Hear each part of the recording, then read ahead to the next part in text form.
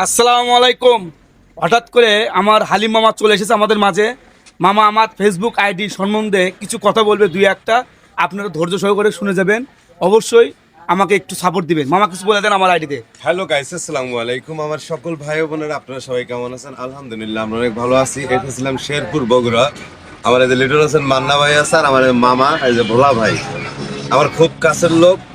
আর বিশেষ করে যারা ফেসবুক আইডি পেজ এবং ফেসবুক আইডি চালান, আপনারা কিন্তু অ্যাক্টিভ থাকবেন এবং আমার মামাকে আপনারা কিন্তু ফলো দিয়ে পাশে থাকবেন। আমার মামা সুন্দর সুন্দর কন্টেন্ট ভিডিও বানায় এবং সবাইকে কিন্তু সবসময় সাপোর্ট করে। প্লিজ আমাকে যারা ভালোবাসেন, আমাকে যারা চেনেন, অবশ্যই আমার মামার পাশে থাকবেন। আপনারা সবাই ভালো থাকবেন।